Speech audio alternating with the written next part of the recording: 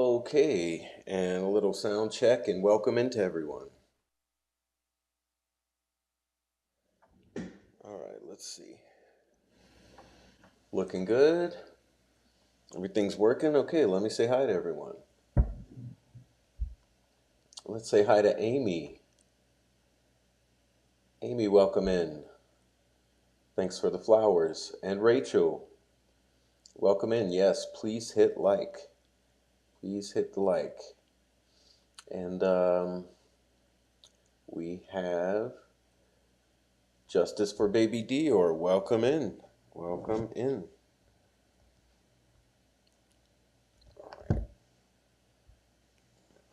Okay, Lady Classic, welcome in.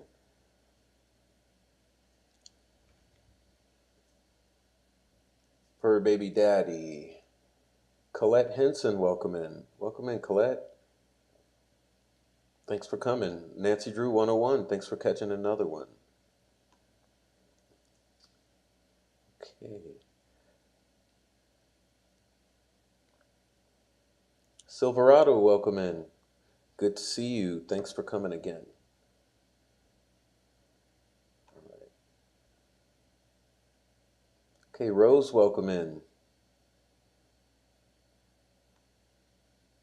Hello, Rose. Okay, ABC's welcome in.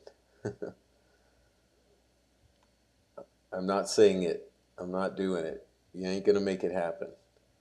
Okay. All right, and that is everyone. Please hit the like. Anyone watching, we have people watching not in the chat, so please join the chat. We would love to have you.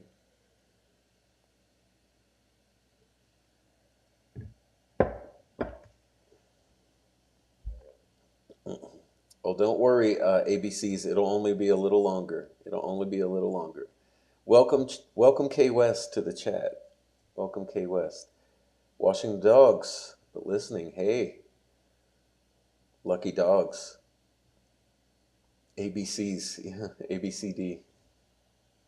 I'll stick with that one. ABCs or ABCD. How about that? Well, wow, because there's not that many in the chat. I get to smoke early. I like that.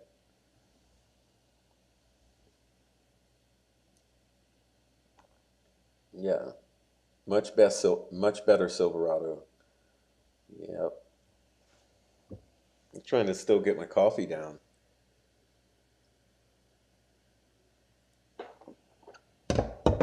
Haven't had enough yet. But welcome in, everyone. As you may have seen in the title, today is the first in our series of Let's Bring Baby DeOrr Home. Let's Bring Baby DeOrr Home. And we're going to be talking about it today. And we hope that we accomplish the mission of bringing Baby DeOrr home. Because that's what we're hoping for. All right, so Nancy Drew says, meats. I have 5 dogs you can wash. Facts Only says, welcome in, Facts Only. I know this case too well. Do you ever want me to come up on panel? Well, maybe. But please, Klein is still PI, yeah. Awesome, Facts Only. Okay.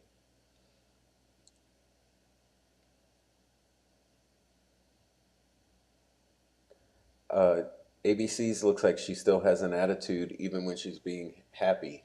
Uh, so you got to have you have a bunch of emojis lined up to stick in that spot so we can keep up with your emotions.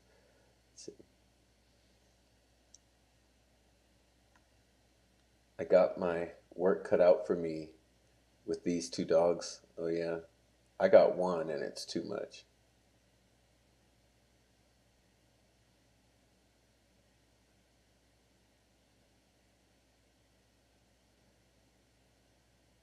Oh, you're gonna let me know if I'm wrong? Well, I don't know. I don't right or wrong, but the goal is bring Baby DeOrr home.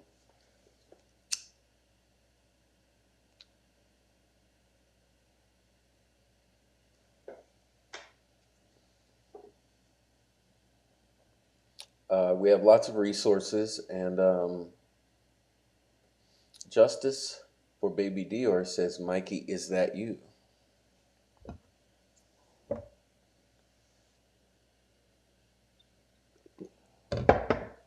Um,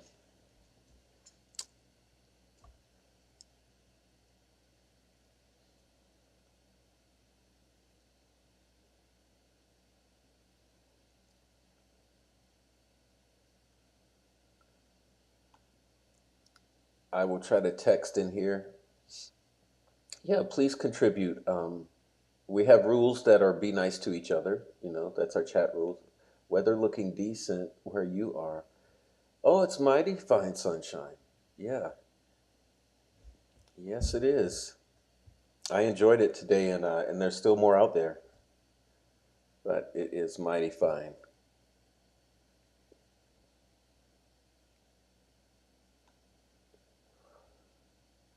So it is Mikey.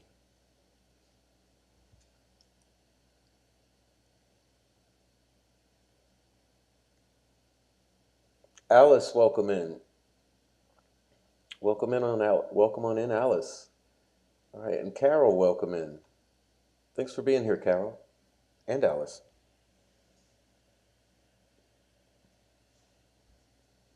You guys who are new to the channel, you know, we take things pretty slow, but you can always enjoy the replays and watch them at your discretion, forward, reverse, and high speed, low speed.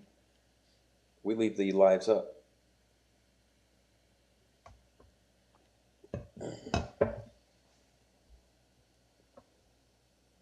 Flower Girl says, here, welcome in, Flower Girl. Sorry late, missed the notice, cannot wait to hear. You're completely new to the case.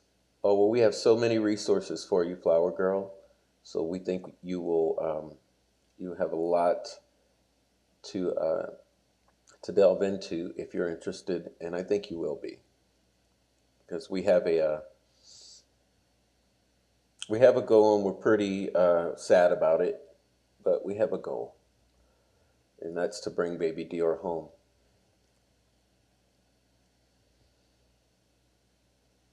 And for this series, I will be joined. I'll have a co-host for the series, and I'll be bringing her on shortly and introducing to you guys.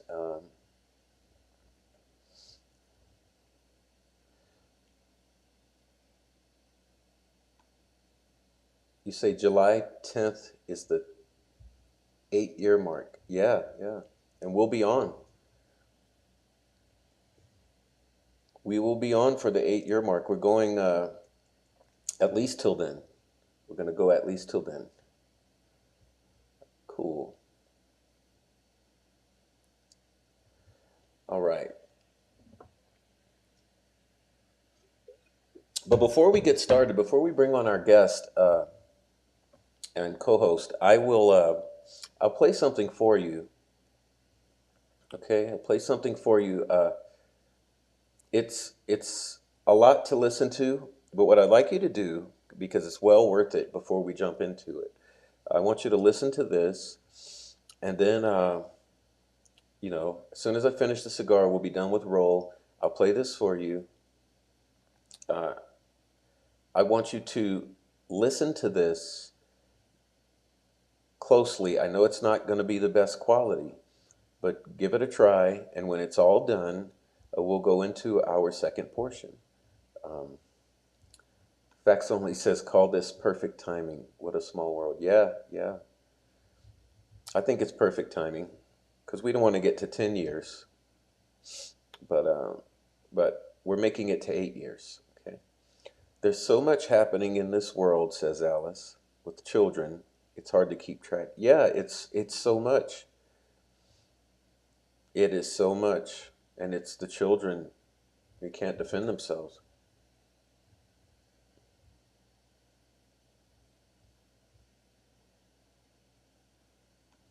Fact says, later on, Justice, I can send the prof the memorial video that Holly made, and hopefully he can play it for the audience. Okay, Andre, welcome in. Good to see you. Hi, Prof and all. Glad to catch an early live. I don't know much about the case either. Well, you will today. You'll leave here. You'll leave here knowing some things. Okay. Who's who? Welcome in. Hello, everyone. I'm new to the channel. It was recommended to me tonight. Awesome. Well, welcome in, and everyone will be so glad to interact with you in the chat.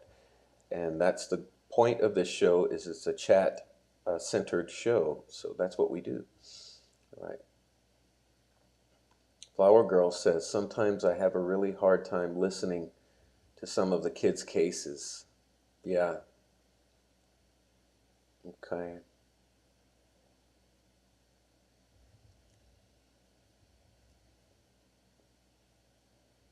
Facts Only says, this video has DeOrr's own words saying I love you. And I know there are no other videos out there of his voice. Wow. No, I haven't seen it, Facts Only.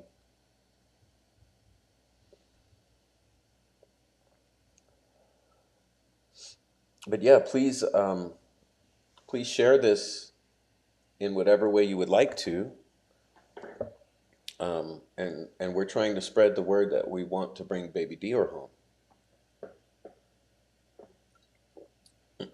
So whether you share it now or later, give it a consideration that the more that we focus on bringing him home, the more likely it is to happen.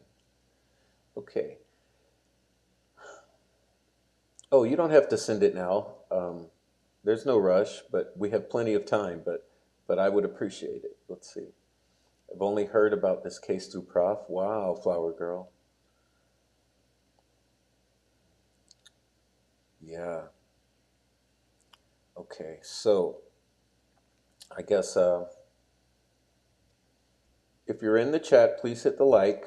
And if you're watching, please join the chat and hit the like.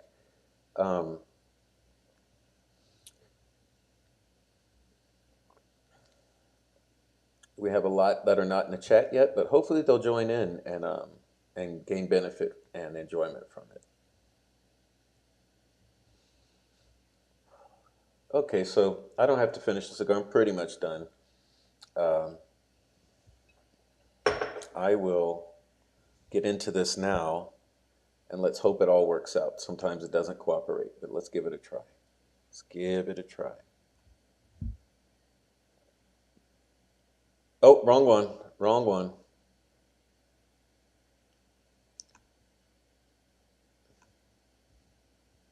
There we go. Okay, so what I'll do is we'll get started, and I want you to listen closely.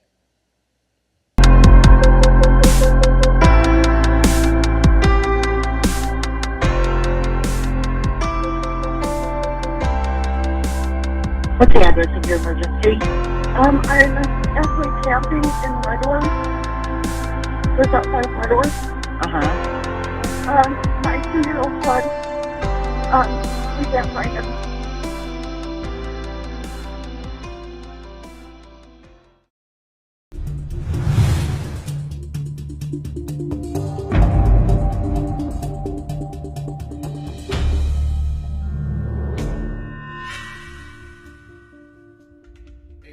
Was it 226? It was 2:36 when I called. It was 2:36 is when she called, and I was in the truck hauling down to the road to try and get service because I didn't think one bar would get it.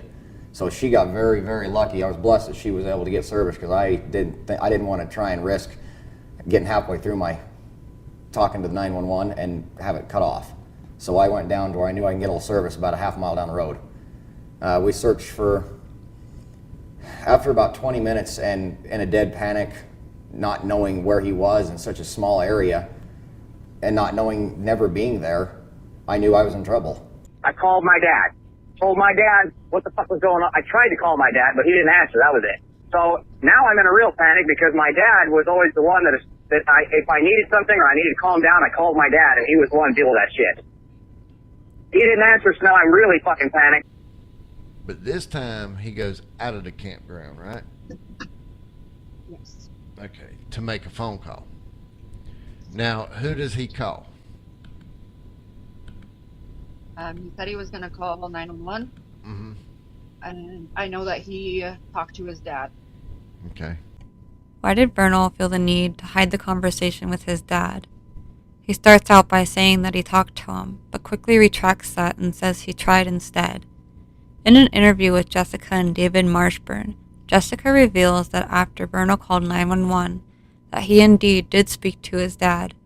Again, why would Bernal feel the need to hide the conversation with his dad? Did his dad know more about what happened to DeOrr? We will never know, because since this case has happened, his dad has since passed and will never be questioned. Had he been questioned, it makes you wonder what would have been revealed. Maybe DeOrr's case would have already been solved. As far as I know, I thought baby DeOrr was still behind us and I was showing Jessica. Like when I went to go show them the fictional, like I went down there and showed Jessica where the fictional one is, and I assumed that, DeOrr and his dad were right behind me. What if there was an accident? What do you think? Do you think that's possible that an accident happened?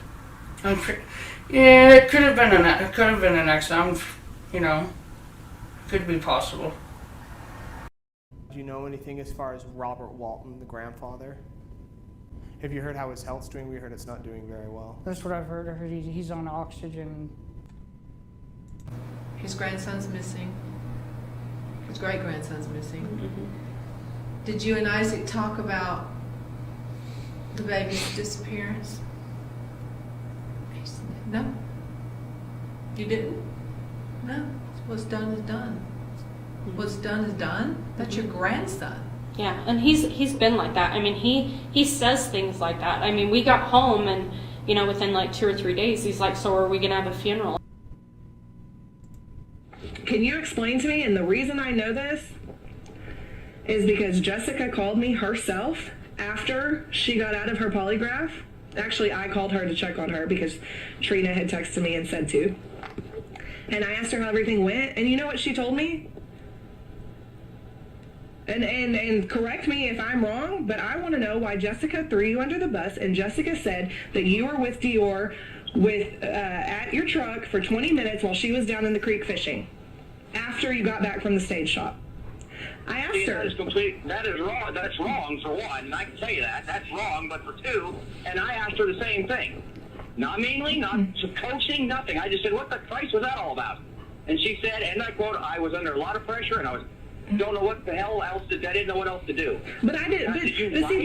That right there confuses me because I didn't pressure her. We were just having a conversation. I just asked if she was okay. I asked what happened because I wasn't even privy to any of that information at that point in time. And she told me the reason she never told me that before was because she's scared of you. So, is she lying? Did she just lie to me and tell me that you were with your son for 20 minutes while she was down in the creek fishing and that you could have done something? That's what I and Isaac went down to this creek. Well, that's been y'all's story from the get-go, but now all of a sudden she's changed it. So you got to understand where we're coming from now. Yeah, I know, I understand. It's my word against, or it's her word against mine, but here's the problem. Since she comes back to everybody else, in both families, to everybody else except for law officials, and says that was wrong. Well, what the fuck am I supposed to do, Jessica? Look what you did. But now you've got more time wasted with officials because you felt like you were cornered and had no other way out. That doesn't do our son any good. Mm-hmm. When it comes to a man and a woman, single mom is the worst goddamn parent I've ever seen in my life. I can tell you why. Because let's say, for example, he's got a butter knife in his fucking hand, gonna go stick it in the light socket. What are you gonna do? You're gonna scare the living fuck out of them, shock them, and they're gonna go, I'm not doing that again. That's why I say single moms are the shittiest fucking parents. So concerned. By the time we finished eating, by the time I got it cooked and everybody was fed. So that puts us at about 10 o'clock? Yeah, about that. Get everything situated, everybody sitting by the fire, throws their plates in the fire. Jessica, my son, was over playing with Missy, who was hooked to the back of my truck, back on the back of my truck. And I remember I went over just to see what he was doing.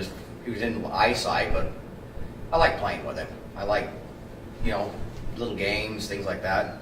And he has he's a big fetish with cramming his arm in the black exhaust pipe of my trucks always, and comes out with just big arm full of exhaust. And I walked over just as I trying to catch him to not do it, and he did it, and he come out and his arm's solid black, and I went, son, he had the look on his face too. like his arm was just gone. And I said, it's not a big deal, started wiping the soot off his arm, and he ended up walking around the truck, was playing with the dog, and I had set some food out for her, just on the ground. And he was screwing with her, like, trying to keep her away from the food. And I remember he walked over to the driver's side front tire of my truck, from that Dodge. And he would always walk over and play with lug nuts. Always. It's just what he does. And he gets to one, and I was missing one. And he looks at me and goes, Daddy. And I said, what, son? He goes, where'd it go? And I looked over and I said, I'll be damned, I am missing a lug nut. And he says, where'd it go, Daddy? I said, I don't know, it was around here somewhere. And he's just looking around. He looks over to Missy and he goes, Woo, where'd it go? Thinking she took it. And it was just, it was funny to me. Hold on one second. Say had. SD card. Can I have one of yours? Has, don't say had. Yeah, let's pause. Can't do that. Yeah, I know social media can be a good thing, but it can also That's be a bad thing. we just don't want anything twisted. Yeah, we don't want to twist it. So clear up any rumors that you've seen or heard. We need to talk about that. One thing that We want to get to that. DeOrr is gone. She sees her little son playing in the dirt with some toys. Last time I saw him was the back of his head, walking towards my grandpa. Not a trace of my son found. Vanished. He doesn't go anywhere without his blanket, his cup, or his marquee. All three of them were left at the campground. Where did he go? Nobody had the baby. You cannot see. Including that tree that's down. Including that tree that's down. Although the private investigator on the case, Philip Klein, believes he has at least Not an animal that took the child. Number two, there was no forced abduction.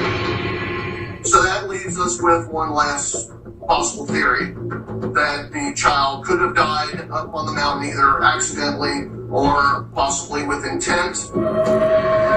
We do not believe DeOrr Coons is alive. This is a small town.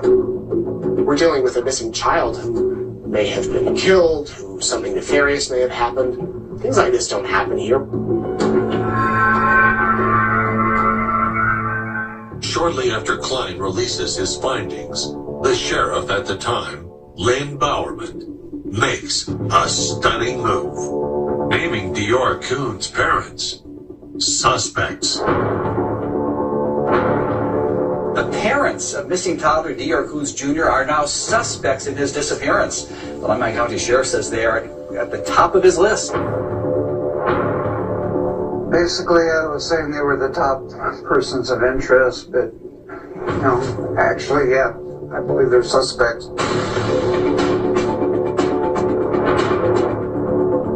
It's a move not everyone working on the case agrees on.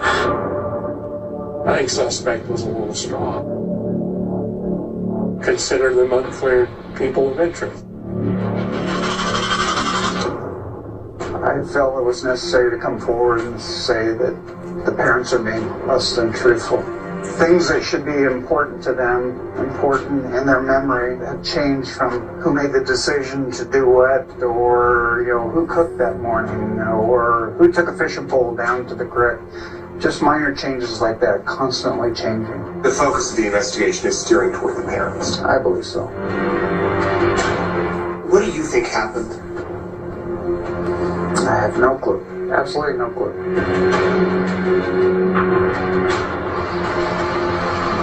But by summer 2016, nearly 1 year after DeOrr Coons disappeared, Sheriff Bowerman seems to have an idea. And his suspicions are starting to sound a lot like Philip Klein's.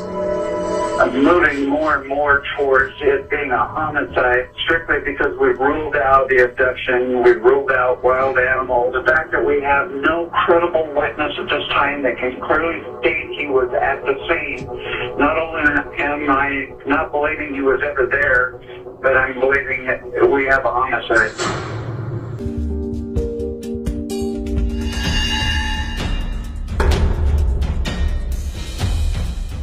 I did not kill my son. 100% I did not kill my son. I believe DeOrr's father could have hurt him. 1 second, he was there. In a matter of 15 minutes, he's gone. Despite the fact that you're not together, do you still believe in Bernal's innocence? Yeah, I believe in both of our innocence because he was with me that whole time. The longest he was out of my sight was when he went up the embankment to go get our son. And that was maybe 5 minutes. Didn't really want to go there. Middle of fucking nowhere. Basically, I was looking for any excuse to not be up there. I don't fish. I didn't want to fish. So I was looking for any excuse, like this truck won't make it anymore, I need to get it home kind of shit. I asked Bob and Isaac where they had been. They told me that because they mentioned going camping and they wanted me back there by a certain time, and I went, I'll fucking try. Look, I'm camping and I'm giving a fuck laptop what time I get back there. I didn't do anything. I don't know anything. But I have to pay the price if I did. Wait, did Vernal just say that Bob and Isaac wanted to go camping? I thought they were already camping. Did anybody else catch that?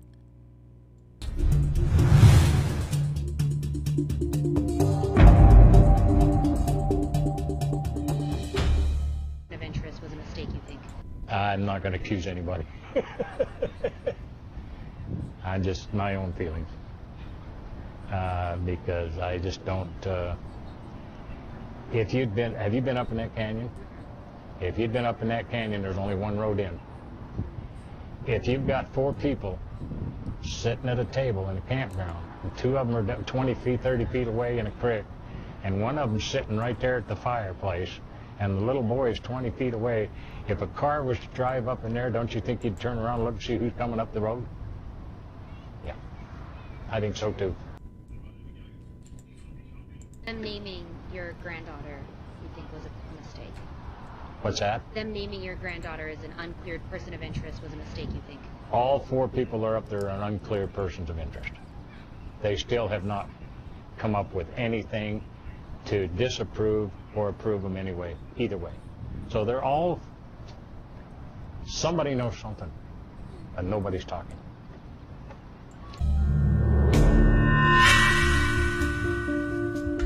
They are trying to cover their.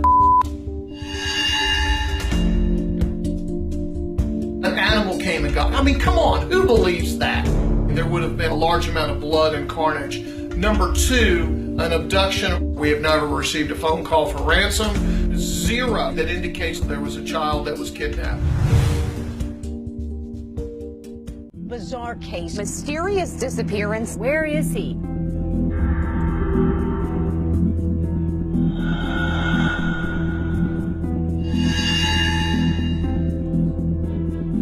My son was gone. There's not so much as a sock, not a blood stain, not hair. I mean, nothing.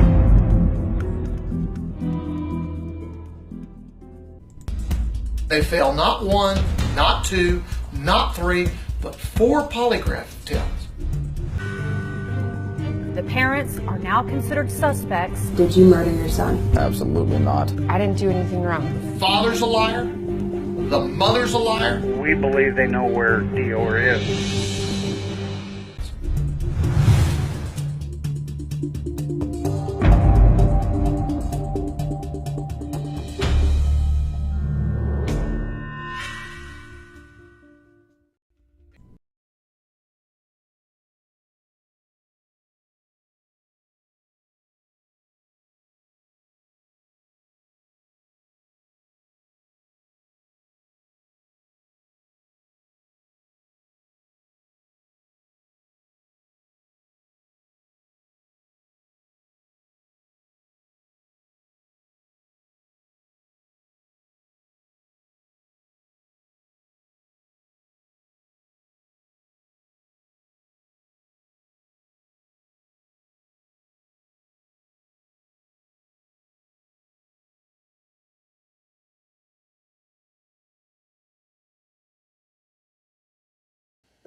Okay.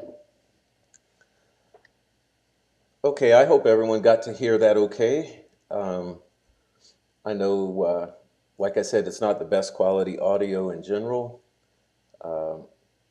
but it was a lot, wasn't it? And I know at this point, if you're not familiar with the case, you might not understand who all the speakers were. But they were primarily family, and then there was the friend, Isaac, and then there were some private investigators and a former sheriff. I think that about covers everyone, but if you don't know the voices, it's probably a jumble, but still, once you learn the voices, you can go back and listen, or you can go over to the website where it's posted and take a closer listen. All of these individuals that you heard speaking are intensely connected to this case. They are either the four individuals who were at the campground and involved in, at the time of the disappearance, or alleged disappearance of little DeOrr, and then they were, like I said, the investigators from various corners chiming in.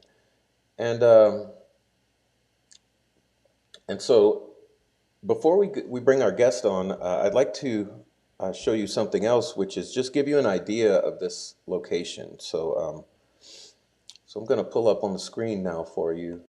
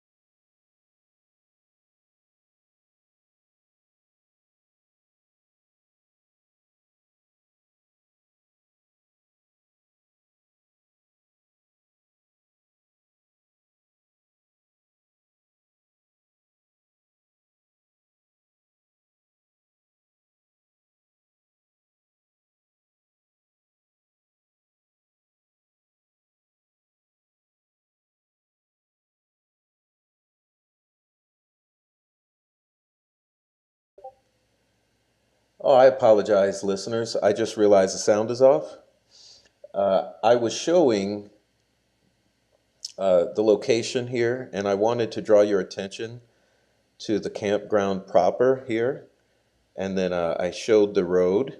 Okay, the road that goes to the nearest little town is there, and you end up in Lador, which is the nearest little town where you have ability to go to a gas station type of thing. And you can see there the relationship. And I was also zooming to show the location within Idaho. So that's what you missed. because my sound was off. But that's your location within Idaho.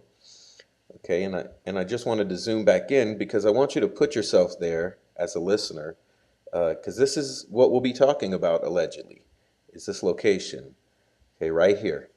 Notice the lake. It's called the Stone Reservoir. I call it the lake. Right next to the campground, extremely close. And then there's a creek, and I showed the photos of the creek. So at this time, we'll bring on, I'd like to introduce everyone to Callie. And Callie is from Justice for Baby DeOrr. So let's bring her on. And welcome, Callie.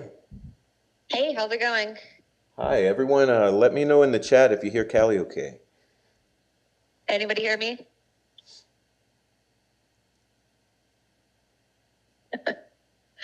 Yeah, let's get a second to get some feedback here. Oh, sweet. Awesome, they hear you fine.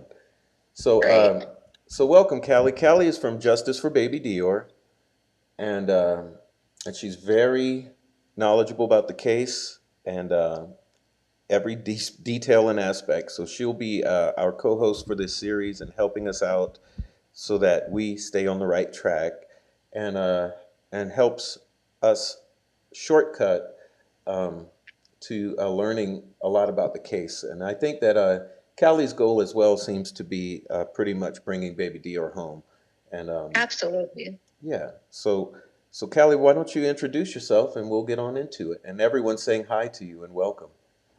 Hey, how's it going? I've seen all the chats. It's taken a minute to pop up. I'm Callie. I created the Justice for Baby DeOrr website. I've been involved in this case since day one, since the breaking news. I have a daughter his age, so it was definitely hitting home. Once I seen the breaking news and then the interviews, I started to feel that we weren't really looking for a missing child, but rather a placement of a child. And I couldn't seem to walk away. And so the more people that I talked to, the more I got involved. And, you know, I've got my list full of people who I talk to and get the knowledge from. And there's no way I can walk away. So I'm a mama bear, and I am here to bring justice to this baby, no matter how long it takes. Well, we're all on Baby DeOrr's side with you. So it's so good to connect and to have someone like you to discuss with. I appreciate being on here. It seems like a really relaxed channel, so I got my my drink and I'm ready for a good time. Yeah, that's what we do. I drink my coffee and water and smoke. And whatever makes you comfortable.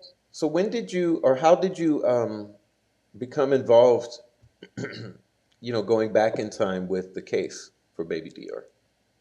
I really didn't step in until the beginning of 2017, when there was actually a baby that was found in California that represented, you know, looked like Baby DeOrr. And so it was kind of an open shut situation, and I didn't know what to do with that. And I was just like, what about the baby in California? You know, I met somebody that was thinking the same, and before you know it, we became pals and we grew, and we're still pals to this day. And, you know, it just, the more I learned, the more I stepped in, you know, it's just, there's too much stuff. So in 2017, I ended up getting in contact with the father. After a while of, you know, doing my own little investigation. I've been reuniting people for probably 20 years, so I have research skills, and I thought that maybe I can apply them to this case. You know, what else? You know, I wasn't doing much at the time, so why not? And then, yeah, here I am. I'm here 8 years later, and there's a lot going on in this case. There's a lot to talk about. It might take a month. Yeah, I think so, easily. Yeah. Well, let's see. I'm going to take a look at the chat. Let's see. That's I kind of go back and forth, so give me a moment. Everyone has welcomed you, and I'm glad that they said hi. Brandon, welcome in, Brandon. Anyone who hasn't, who I haven't welcomed in, welcome on in. I appreciate everyone for being here. If you're just watching, please join the chat and hit the like and share with your friends if you find interest in this. And yes, Callie is a great advocate for baby DeOrr.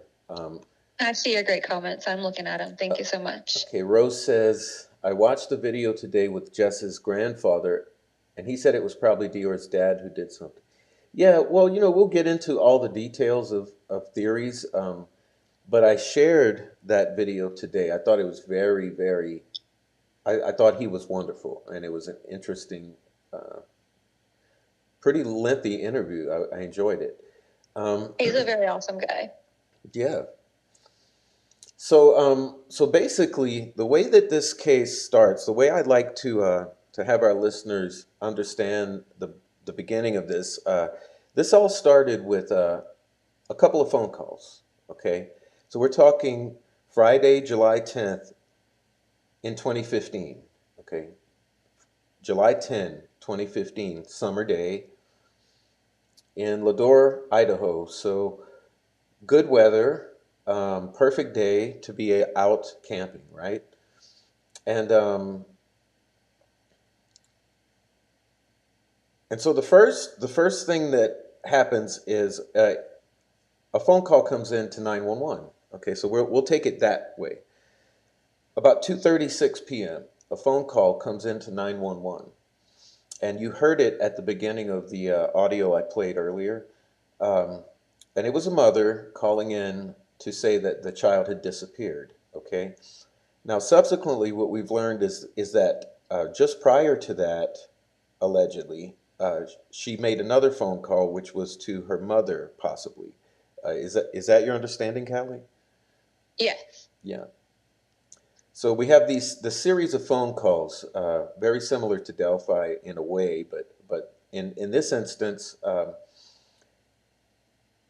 she calls her mother and then calls 911, and that starts our event. Okay.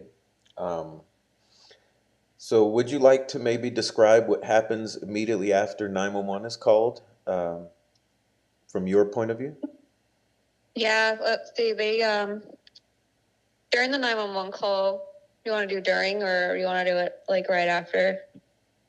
Yeah, let's do after, because what we can do is say what she said about the dad, but Okay. Yeah. So, she calls her mom, and then her mom made her hang up and call 911. And so she did that. She had really poor reception, but the 911 caller was able to get all the information that she needed to get help on the way. I think help arrived about an hour later. It was first on site was Deputy. I think he's more of like he's just a deputy. I think David Morelli. He's from DeOrr, and he showed up. And then the family started showing up. So the grandmother, Trina, she showed up by about 4:30, along with the grandfather that you saw in the video. And then from there on, they just did a search. They brought out, they didn't bring out any cadaver dogs at first. They also didn't really do a great job coordinating off the search area, but they did have all the vehicles moved into one area. But they had horses, they had people in the water, they had people on the ground, they had people in the air, they had night vision, they had special helicopters. There was a whole bunch of things that were happening. I mean, the coverage was great. It was at least a 3-mile radius to begin with the first weekend. Nothing was found, no shoe, no clothing, no blood, nada. And so the case began as, where is this baby? And then after that, you have the searches, with parents supposedly going around and searching in that. But after 911 was called, I want to say the sheriff's office put the parents kind of like, here, you guys stay here, let the searchers do their job. And so they weren't really able to participate in the very beginning. But you can see in some news clips, if you look at them, they're getting on 4-wheelers and they're going out there and they're searching still. So, a lot of searches, nothing turned up, not one single shred. And so it was kind of, to the point of like, well, was he really there? Or if he was there, then, you know, where's all the stuff that shows that there was a baby there? So, yeah, it kind of just went from there the whole weekend. Nothing. So let's stop there and back it up to Mm-hmm. to the contamination of the crime scene. I think that for me that's a huge misstep on the part of law enforcement. But let's talk about how all the searchers and law enforcement arrive and the entire campground is contaminated. Would you like to chime in on that? Yeah. Yeah, it's definitely contaminated. You got children, you've got people, you got, you know, other vehicles. There's just the ground was completely contaminated. You really couldn't send anything out there. There was like I said, there was a bloodhound dog searching for live scent. And at some point during the weekend, I think it was Saturday, there was someone who appeared in the campground and went to the reservoir and dumped cremains. Mm-hmm. Not sure why they did that. The father said that he actually ran into this person, and he told him that, you know, you need to leave. This is an active search. And supposedly this person went ahead and did it anyways and dumped the cremains in the reservoir. So that also, if that is true, then, and I want to say that Klein Investigations tracked down this person and got more info. And I want to say they're from out of state, from maybe Oregon, but, you know, I still want a little bit more clarification on that. And then, so you got the bloodhound going from the reservoir to the truck, and it just kept doing that. Eventually, with that kind of situation, there happened to be blood evidence found on the wheel well and the bumper of the truck. Eventually tested and was washed with bleach prior. So no DNA was actually extracted to be able to pinpoint who it was. And this, at the moment right now, I am waiting for the answer back from Klein on if it was animal or human to begin with. So I think he's also interested in that. It's been a topic lately. So we're going to find out answers on whether that blood was human or not. It was taken in the FBI. FBI did get a hold of it, tested it, and they are the ones that hold that answer. Let's see. That truck, the truck was actually purchased by the dad's friend a week prior to the camping trip. And of course, right after FBI got a hold of the truck to test it, that truck was sold back to the friend and scrapped for metal. The truck no longer exists. And let's see. What else can I throw in there? There's so many details.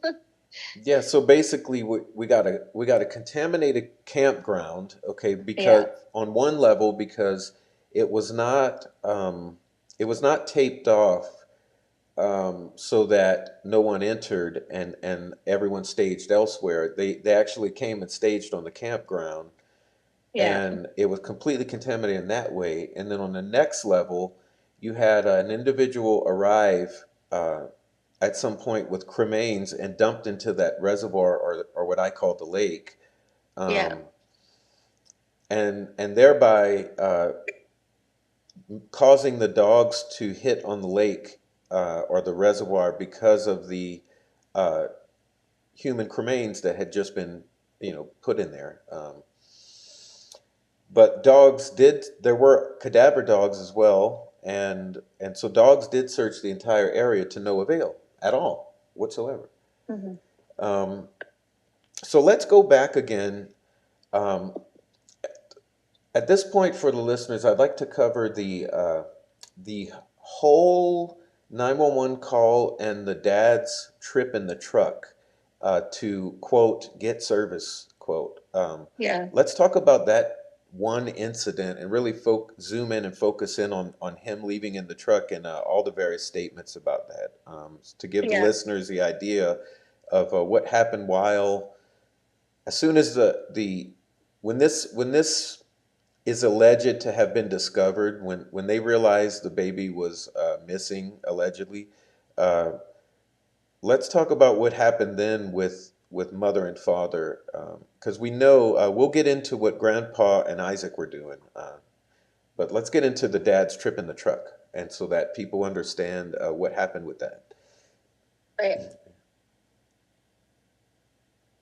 So after the 911 call, are you playing the 911 call?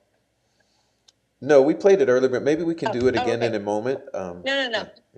So yeah, after the 911 call, during the 911 call, the dad is supposedly a mile and a half down the road. He decided to travel. Actually, let me back up a little. He noticed the baby's missing. This is his story, the dad's story.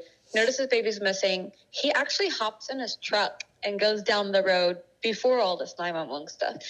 He comes back, and then at that point, the mom was like, well, we need to call 911 after she calls her mom, of course. He's like, I'm going to go down the road and about a mile and a half down the road and call 911. No reason why, because she's on the phone at the time that he's supposedly driving down the road. He took a total of 3 trips down the road, one before, during, and after the 911 call. The problem with that part is during the 911 call, you can hear the mother and father together. And they're supposed to be a mile and a half apart. Right. So, And then yeah. in addition, there's the story of the keys, her putting the keys in the truck or something. That's also There was something, she was getting wet contents out of her pocket and to put them in the truck. While she was calling 911, while she was on the phone with 911, that's what she was doing, was putting her wet contents into the truck. which is supposedly a mile and a half down the road. Exactly, a Okay. mile and a half down the road. She also And says she got out of the truck. So there's a lot of truck conversations with the mom present. So that's not lining up. And also, Dad's excuse is that he was going for cell service. Yeah. Now that is the road out of the campground back to town, but it does diverge at a couple points. But he alleges that he went back out of the campground a distance to try to get service, but we don't actually know the distance, you know. Well, it is actually, he claims to have gone down to the cattle guard, and according to cell pings and stuff like that, it does say that he was down there. So it is about approximately a mile and a half away, which the whole road is about, I don't remember, 7 to 9 miles, but it takes approximately 40 minutes to get from point A to point B. It's a really rough terrain road at that time. And so, you know, a mile and a half down the road probably equals 5 minutes. At least, because you're going a little slower. So there's these immediate contradictions with the 911 call, with the trips down the road, multiple trips down the road, and whether we're separate or together. So the stories automatically are conflicting. Right. And so I think what I'd like to do now is go into, well, if it's as he alleges, if he's down the road and mom's on the 911, then still you have 2 other individuals, and that is you have grandfather and Isaac. Now Isaac is a friend of the grandfather, okay, and younger, much younger, and Isaac claims that he was fishing on the creek. So the 4 potential witnesses we have are grandfather, Isaac, mom, and dad. Okay, now if you take mom and dad out of it, that leaves grandpa and Isaac are your 2 witnesses who would have witnessed living baby DeOrr at the campground that morning. And at this point in time, they have maintained that little baby DeOrr was alive up until the point before the 911 call at the campground. So that is their story as far as grandpa and Isaac.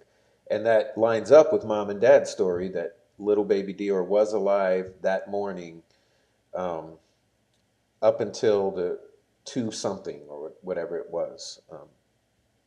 Right. Yeah.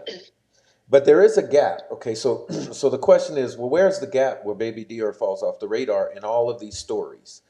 So we have them all alleging that they have witnessed baby DeOrr up until a certain point in the day, and then suddenly there's a small gap of time where none of them vouch for baby DeOrr, okay, in the stories. So maybe let's get into that and kind of cover where does the gap happen that allows baby DeOrr to be dropping off the face of the earth? You know. Well, that's a good question because the original story is no longer the original. It's no longer the same story. The new story is a lot more simpler. Is that when you have Mom and Isaac going down to the creek, Vernal was supposed to be with them, but unfortunately, he stayed back at the creek or at the truck with his son DeOrr for 20 minutes, according to Jessica, and then he never went to the creek with her. Isaac, in his interview, also says that Vernal and the baby were behind him, and then when he looked back, they were no longer behind him. You have Isaac fishing, you have Jessica fishing, and Isaac had actually told somebody, I think in the beginning or in the middle of the case, that Grandpa was actually in his camper sleeping, and Grandpa admits that he was trying to take a nap.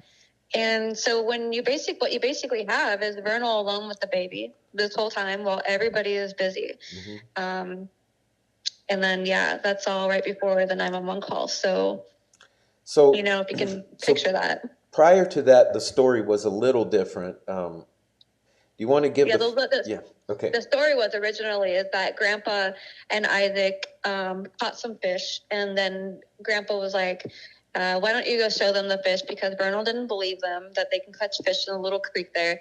And so Isaac showed Jessica and Vernal down to the creek while they made sure that Grandpa was okay with baby DeOrr and stuff. And so basically when they're all busy, Vernal comes up to go show DeOrr some little fish, some minnows, and that's when he noticed he wasn't there. And he automatically started, where is he, and hopped in his truck, and that's when that timeline starts. Yeah, so in that first story, it's sort of blaming Grandpa for not watching the kid closely, but the story now is everyone's alleging Grandpa was kind of taking a nap, and that the baby was supposed to be following Mom and Isaac down to the creek, but when Isaac says when he looked, the baby wasn't there, and so that leaves the baby to be lingering with Dad at the truck because he's Dad has a huge story as well. However, I think he's placing the time a little different because some of the story says it happened in the morning. And some stories happened in the afternoon. Regardless, the baby was with Vernal around the truck somewhere. And Vernal said that DeOrr was walking around the truck and he was counting lug nuts. He noticed that one was missing and he pointed it out. And then he went and continued to go around the truck and put his arms in the tailpipe. I'm not sure how hot the tailpipe would have been or how long the truck was actually sitting there and cooling off. But so he was supposedly fine, and he was just, sit all over the place and wipe down, and that was that. So the story now is he was with me by the truck counting lug nuts on the tires, etc. So let's go back to, because an interesting part of this story, for me, an extremely interesting part has always been the trip to the gas station to buy tampons. But the funny thing is there's several trips in that town of DeOrr that morning. So let's see. I think it's about. Are we talking about 10:30 a.m. that the trips to the store? You want to tell the trip to the store stories? So during breakfast that no one remembers actually cooking or taking, or everybody's cooking breakfast or people don't remember breakfast. Jessica starts her period. She actually contacts her mom again and tells her she started her period. And then the two of them, the three of them, the baby and the parents, hop in the truck. Isaac's waking up at noon to see them leaving. He went, I don't know how to say that without saying the little part. So Isaac got up at 9, went to pee, went back to bed, got up at noon, saw the parents going to town. And so when they went to town, it's like 40 minutes down the main road just to get to town. They went to go to the store, and on the way to get the tampons, Vernal said that he needed gas. They showed up at the store. He went in and said, is there a gas station nearby? He gets back in the truck and they go to the gas station. They didn't get no tampons. They go back. They find a gas station. or a pump of some sort with red diesel. It took them an hour to get there because they got lost in this town of 100 people. And then they get gas. No one remembers seeing this baby. No one saw. Yeah, that's the point we're getting at is that all of these trips to the store and gas station, there's several stops, and no one witnesses the baby on this alleged little trip where the baby was supposed to be. So yes, he could have been locked in the truck while they go in for tampons, but yeah, I didn't mean to interrupt you. I'm just trying to focus But in when on the by the baby time they got not. to the gas station, they did not. The guy saw an empty car seat, and he actually saw a cooler in the back of the truck, but they did not see a baby. Oh, he saw the car seat empty. Yeah. Yeah, so the baby's never seen, but the story from the parents and the Isaac and grandpa, right, is that everyone says that they all went to the damn town to Lador that morning. Just the three of them. Just the three of them went to town, and that the baby was actually supposedly flirting with the clerk in the store. Supposedly, he even got into a beer truck and sat on the guy's lap. Every single person that the dad and the mother had pointed out as possible witnesses were tracked down and were cleared of even ever having to see this baby. No one saw this baby. No one saw the baby. No one. And it There are makes no me cameras. think the need for tampons was not that urgent if you didn't immediately go for them and then go in the bathroom to take care of your business. I mean, Exactly. I give her for granted, like, let's just say she forgot her period was coming. And I mean, that happens. I've totally been in there. So would I go camping without it? I don't know. But she didn't have any. Supposedly she went down there to go to the store to get some. But instead of running in and grabbing what she needs, she continues to bleed, I guess, until she comes back almost an hour later to get her tampons. Maybe I'll give her another benefit of the doubt. Maybe she already had one and she was good to go for a little while. It just seems that there's no urgency for it, although that's the whole point. And also, from what I recall, there wasn't a need for diesel fuel because the truck was pretty full, right? Is that? Yeah, it was just a top off. About $20 worth. So what's the urgency for that too? It's Supposedly his gas gauge was broken. But here's the thing: I do not have it anywhere in my timeline that they stopped and got gas anywhere outside of Idaho Falls on the way up to the campground, which is 2.5 hours. But yet you're worried about gas, and you only. I mean, what I'm curious about is if you're only topping off, where did all that gas go from getting from town to Lador? Right. Did he have a gas canister? Did he want diesel fuel to burn Not that something? I know of. You know. So the interesting thing about this case, as opposed to Delphi, I'd like to highlight a big difference here, and I think our listeners will be enthused about it. Is that in this case, fortunately, Mr. Klein has obtained many receipts. So we got receipts for all of this activity that place specific timestamps. So we do know about the receipts and the timestamps of this. So there are legitimate stops at these stops and receipts to prove it, but no witnessing of the baby. Here's the weird thing about the receipts is that Klein actually went to the store and the lady said, well, you want to see the receipts? And he's like, well, what do you mean? It's like, well, we can get you the receipts that the parents basically did. So they printed out the receipts for Klein. And the receipts are actually like 20 minutes apart. So it's like they were there for a while, but yet there was no people really in that store, according to the receipts. But Vernal said that while he was in there for 45 minutes talking to a redhead guy. Also 45 minutes talking to a redhead guy at the gas station. So you have a lot of talking going on, but yet there's nobody in this town that remembers even having a conversation or enough people to fill up a store to have a conversation, like that. And so why get some tampons on one receipt and some tampons on another receipt within like 15 minutes apart? Like, I don't understand that part. I'm so confused. Like, if you're going to get all your stuff, you're going to get it all at once, right? Mm-hmm. I mean. Yeah. And where was I going with that? So we got no witnesses of the baby.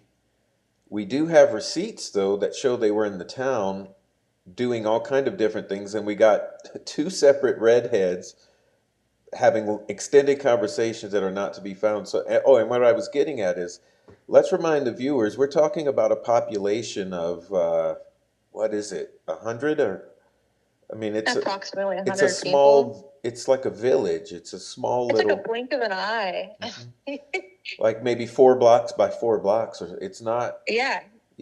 So it's just a pit stop, really, for the little fishing and hunting in the area. You know, it's a little pit stop. So all of this going on for an extended time in the town, all of these stops, we got receipts for it, there's stories, and no one sees the baby. So there is, you know, and keep in mind, this is all a couple hours before the alleged disappearance of the baby. So already we see that the timeline, as opposed to 2:36 where we started the 911 call, we're now pushing the timeline back further and further, and we're already to the morning time, where we have no witnesses of baby DeOrr other than the parents. Okay.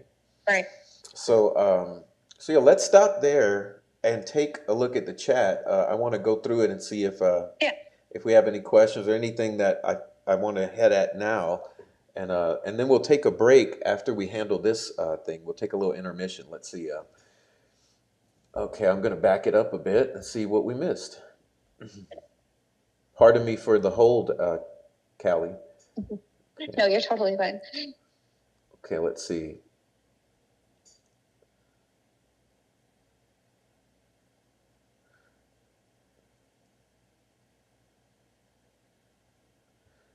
Okay, well, Maya Sodas has an interesting point here. She says, I'm almost wondering if they wanted scavengers to have a chance to dispose of the body before calling him in missing. Yeah, no, I don't think so, but I think they wanted the time to bury him. I think you know, basically the bottom line of what I think happens is that there's a window of time where Dad has to go bury him. Okay, so Dad hauls off and buries him, and then afterwards the 911 calls happen. So let's see. Andre says, was the baby seen by anyone else at the campground? So like we said, other than the grandfather, the friend, and the 2 parents, the entire group of 4, that's your only witnesses. But the grandfather and the friend do allege that the baby was alive and well in the morning. Right. Okay, and Who says, I'm confused. Maybe I'm just not used to the lingo. What do cremains mean? Are you saying they cremated the baby? No, we're saying that another individual brought a cremated urn and dumped the ashes or the cremains in the reservoir, which I call the lake. Okay.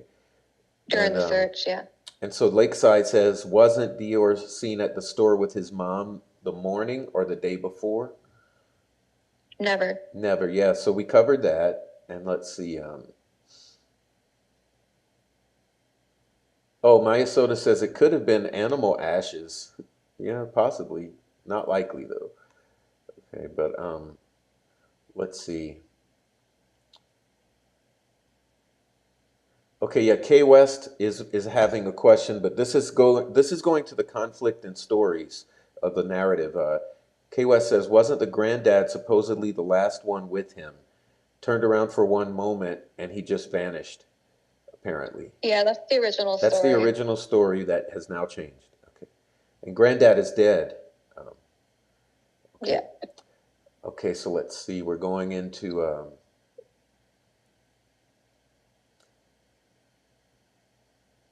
Oh yeah, they were laughing about the tampons, but you know we have to give you the facts. These are the facts. Yeah. Yeah, exactly, Myosotis. So there was an alternative reason for that drive. Exactly. It's not tampons or diesel, okay? Because those things are questionable. Because there you can't get lost. Yeah, and you can't get lost, and you don't have two separate redheads at two separate businesses that you have two separate 45-minute conversations. You know, that it's a huge window of time, you know. K. West says it's starting to come across like this whole vacation was nothing but a cover up for something else that happened somewhere else. Yes, Very kind of possible. like Delphi, it has that smell to it. Yeah. So the store clerk didn't see DeOrr that morning, says Lakeside. In one of the interviews I watched, the reporter said the clerk saw baby DeOrr. Fake news. Fake news. Okay. You have to remember that some of these news coverages, they're doing their best to cover the story, but they too also doesn't have it down 100%. They don't have all the what, facts, you know. Yeah, exactly. So K. West, I feel exactly. Here's, you know, you and I are on the same page here. If what's happened to him started as a simple accident, which I believe, and I think that possibly Callie does too,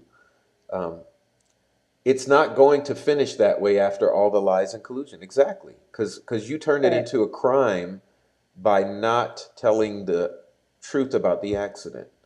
Yeah, so it is suspicious. You're right, K. West. That's why we're discussing all aspects, just to give you the picture of what most would lean towards agreeing as to what happened.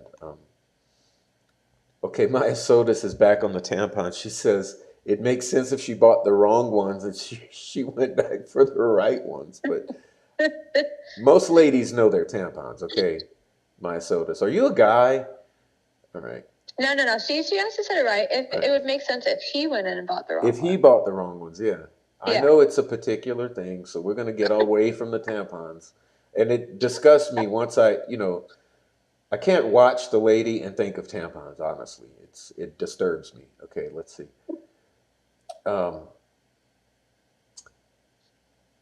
Yeah, exactly, K. West. Poor little guy.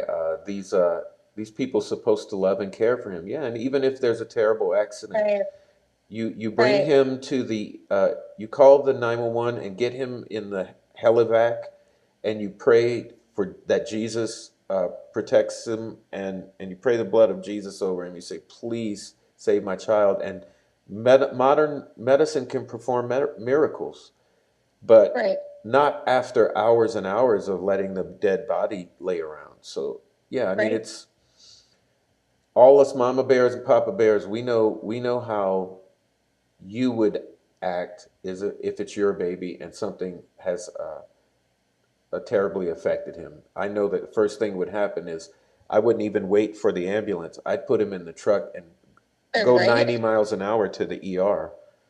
That's right. Yeah, but okay. When it's only family placing him there, yeah, and the friend Isaac, it makes you question the whole thing, same as Delphi. Yeah, that's what I'm saying. We got a lot of similarities, but also important differences. Like I said, in this instance, we have receipts, literal receipts. Okay. Andre says, from what I've heard so far, the whole camping trip sounds sus to me. Yeah, and we'll get into that in the future episodes, because there are events surrounding the whole camping trip setup, story, timeline, and as we get into that, you'll question it even more. Yeah, so Lakeside says, was the granddad at the campsite the maternal grandfather? No. Yes. It's the grandfather. Well, who is the grandfather? The grandfather is the great-grandfather that in the other interview, isn't it? No, so, okay, hold on, which one? Okay, so the one that was at the campsite with all four of them, is Jessica's mom's dad. The one that you heard talk positively on the case is Jessica's dad's dad. Oh, that's right. We got more than one grandpa on each side. Yeah, we have two grandpas right now that's left, and we have two grandfathers that have passed. Right. So yeah. Let me see what the question was. So both would still be maternal grandfathers, though. Yeah, both of them would still be the maternals. Yeah, I guess on either side. Yeah. So let's see. Okay, here we go. Ellen asked a good question, and we'll get into this in future episodes when we discuss Mr. Klein more in detail and his investigation. But at this point, we'll keep it simple. But the question is, hello, Prof and Mama Bear, Callie. I'm curious, what questions were lies during the 4 times the lie detectors were not passed? Okay, so you have first of all, you have the control questions that they couldn't pass. And then you have, do you know where he is currently and what happened to him? Along those lines, but definitely the control questions, like, are you going to be able to tell the truth today? And stuff like that, those were failed. So they each failed 4 polygraphs for the mom, 5 polygraphs for the dad, and this was law enforcement and FBI polygraphing. Mm-hmm. Failed all of them, though. All of them. But we don't know the specific... Including the mother's mother. Right, because she is also... she's not the... I feel that there's some suspicious behavior on her part, but I'll leave it at that, you know. But we'll get into that as well in the future. Right. Okay. Let's see. Okay, Flower Girl has an interesting question. Now, this here we're going towards Vernal and Jessica. What was the family dynamic before this day? So what's the relationship like at this point in your mind? Okay, so at this point, we've learned a little more information over this last few months.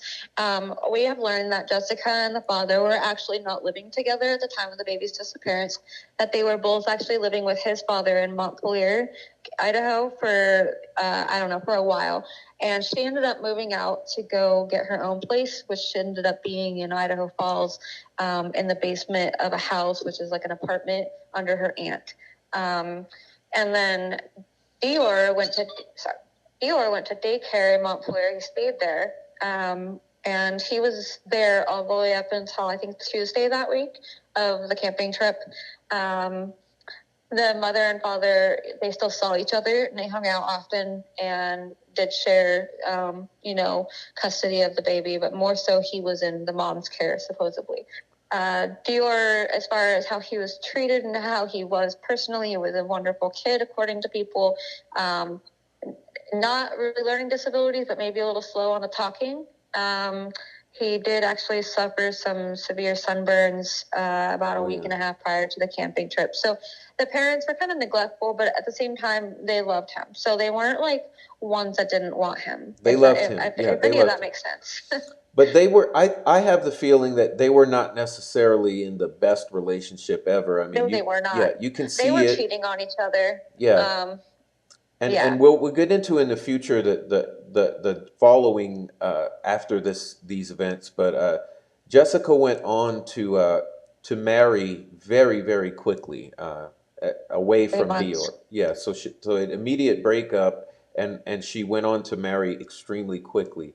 But we'll get into that in the future when we talk about her. So yeah, the relationship, they're struggling. They're not affording their own living arrangements. No, it seemed like a typical, new age relationship. Yeah, and so Rachel says, sounds to me like someone accidentally backed over the baby with the truck, and you're right. There's lots of reasons to believe something like that. Yes. Let's see.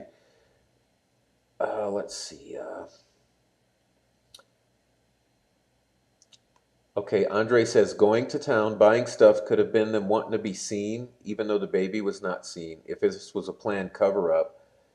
Yeah, or for supply. I think it could be like, let's go be seen, so no one can say we were dumping the baby. Or it could have been, we need a shovel, or it could have been other reasons, or we need diesel, we got to burn something. I don't know. I think that... think about the tampons. If you're in a military or you're skilled a doctor, what would you use tampons for other than having a period? For gauze, but wounds, yeah. Yeah. Stop bleeding. Yeah. But we don't know. We just know that whole trip to town is extremely convoluted. Weird. Yeah. Yeah. Okay. Okay, so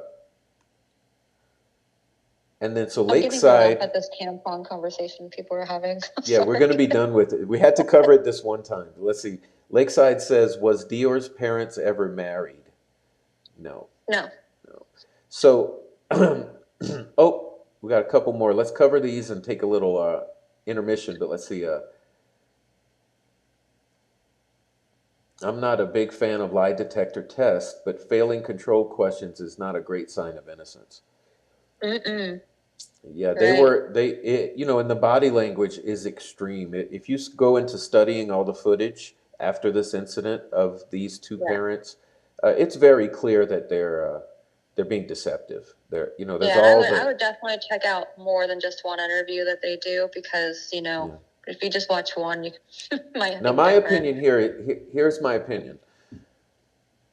I think Jessica is totally innocent of any harm to that baby. Okay, I do. I think the mother is completely innocent of harming the baby. I think that she's knowledgeable about what happened and it's killing her, and I feel for her. But I do feel that that the father, I think that he's very good. He's emotionally cold, so he's very good at talking and being cool. So he's cool-headed and he's able to talk very smoothly, calmly, fluently, um, with a very calm demeanor. And it's a little more difficult with him without establishing the proper baselines for his demeanor. It's kind of difficult to read Dad, you know.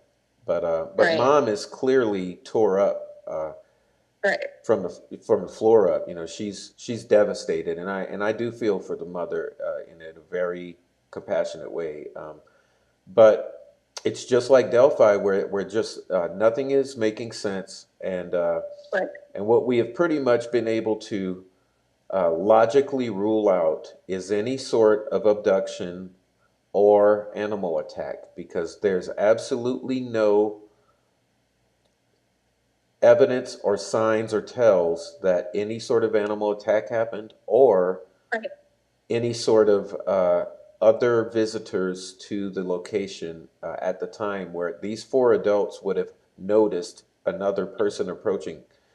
So And I tell you one thing to add really quick is that I spoke to Sheriff Penner, and he's the one in charge up in Lador. He actually said that he's seen bear tracks and stuff like that. They did their best to track. They went to all the dens, and he himself does not believe that this was an animal abduction. yeah, no, like I said, I think it's unanimous in the investigators that animal abduction's out or attack, and it seems almost unanimous with the investigators that the kidnapping is out. But I know that there is one in particular who believes it's more of a human trafficking type of angle, but I don't see it. But that's my own opinion, and everyone has their own opinions. Okay, good night, everyone leaving. ABC's, good night. We'll see you next time. Thanks for being here. Thanks for being here. And so, so Callie's website is justiceforbabyDeOrr.com. Please visit it at your leisure. And what we'll do is we will take a break, and when we come back, we'll do our discussion with the chat. I think we had a good introduction to the basics. So now maybe we'll have some questions and kind of probe into some of those. And it sounds good to you? Yeah, totally. Okay. All right. So our viewers, please hold a minute and we'll get your break pulled up. And while we're in break, please hit the like. Please feel free to visit our Buy Me a Coffee site. Maybe one of the mods will drop it. And we'll be back shortly after a short break, and we'll get back into something.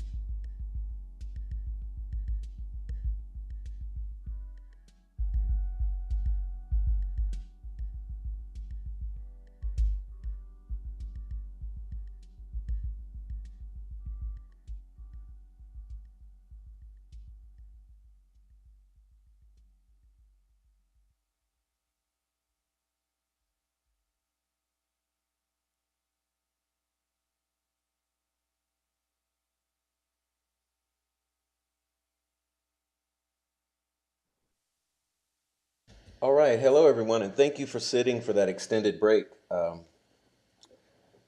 And we are back, so welcome to the second half, and we're going to look at the chat and get into some discussion. So Andre says, I watched the recent sheriff say he goes back every summer to search. I think he feels his body may still be found out there. Yeah, so I agree. I think that I think there's a lot of feeling that the body may be found out there. And yeah, so the sheriff returning every summer for new searches. All right. Okay, Amy says, can you recommend some videos for those not familiar with the case? Okay, she will. She will post some. Let's see. A child gone missing on a camping trip sounds like a familiar story, says Nancy Drew. That is the theme of the shack. Yeah, really. So heartbreaking.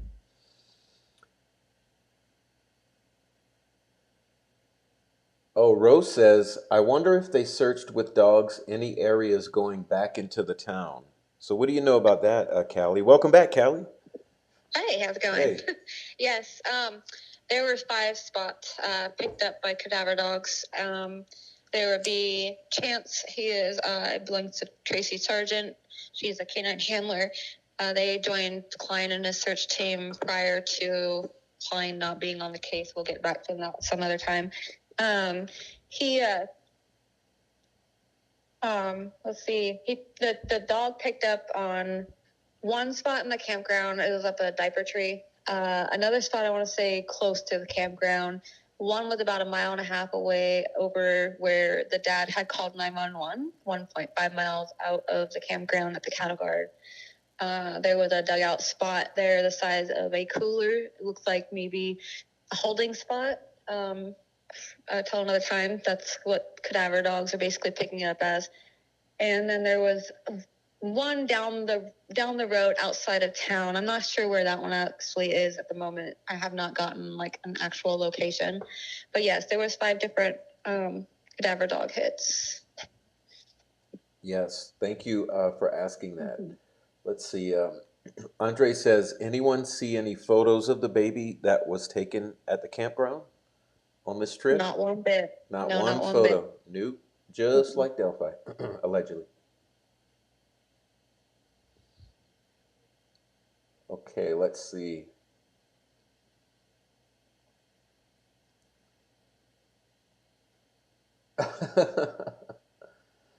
This is hilarious. Look, Lakeside says, I was filling my husband in on the case and mentioned the mom had to go to town to get tampons and he turned beet red. Yeah, well, it happens. I just rip off the label and give it to my husband. Honestly, look, I'm the type of guy with Little Prof's mom. I'm that guy that has had to go into Walgreens to buy tampons for Little Prof's mom before. Yes. No, you're just a good dad and a good husband. I mean, no, not husband, but boyfriend. Yeah. Whatever you were. You do what you got to do, Of course I'll go get them. Gosh, I don't want to. But, luckily I think there's a female checking me out at the cash register, so I felt better than if it was a guy, Okay. Oh my gosh, and Maya Soda says it's like a teenage boy buying condoms. Oh my God, that would be hilarious. Yeah, I remember my first time in Walmart, I was like, I'm about to buy these in Walmart. I sure am. Let me find a guy to check me out.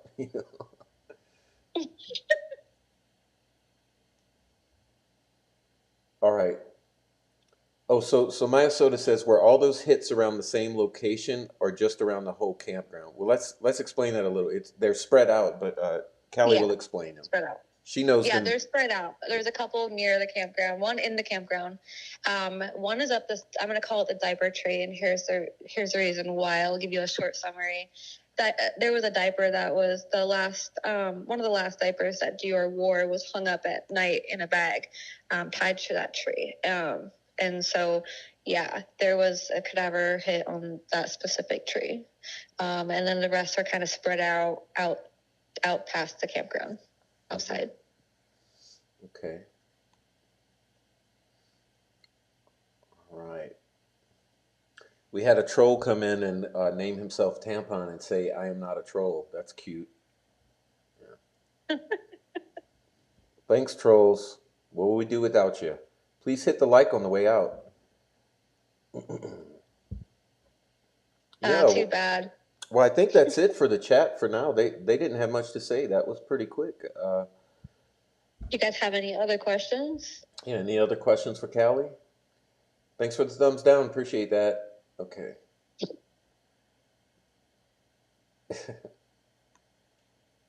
All right. Yep. No shame in my game. I bought them before. All right.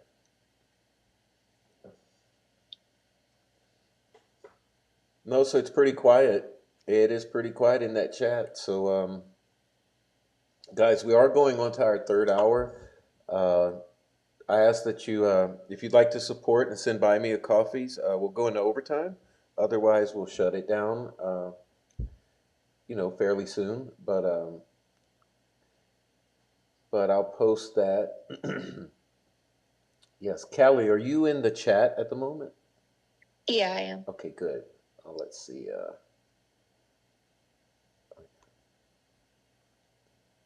There it is. There it is, Minnesota's. That's her website. There's lots of resources there for you to delve into. Oh, to answer Andre's question, the diaper tree. So let's see, a total of how many diapers were found. There was only one found out of the whole entire campground.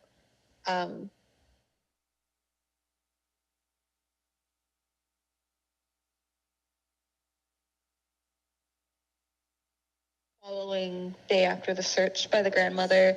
Hey, and Callie. to a trash bin. I'm sorry, Callie, that cut out. Could you start over with the diaper tree? Diaper tree. I'm sorry about that. Okay, no worries. So the diaper tree.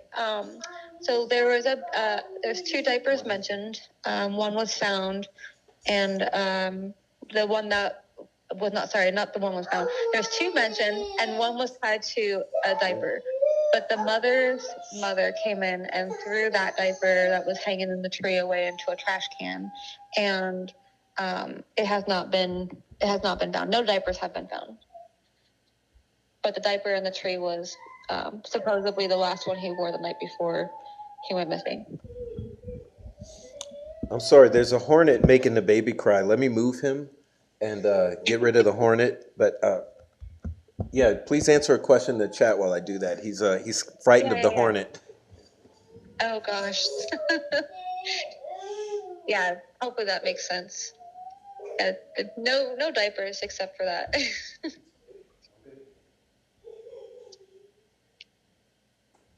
Yeah, I'm not even sure if they had anything like, toys.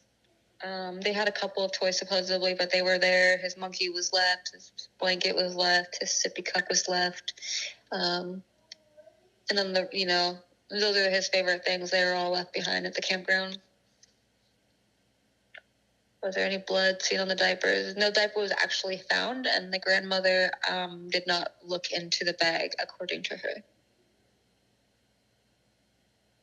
Is there any motive at this point in the story for the disappearing of DeOrr?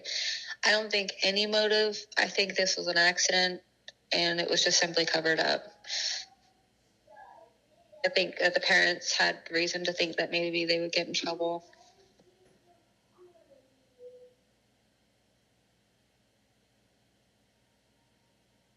I've been on this case since 2015. No, they didn't find any boots. Nothing.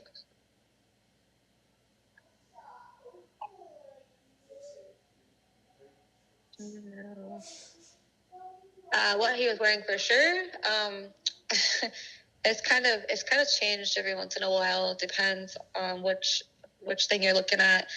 He supposedly went missing in blue pajama pants. He supposedly had a kind of like a blue pajama shirt with an airplane on it, and a camo jacket with 2 sizes oversized cowboy boots from his older brother, and that's about what he was wearing.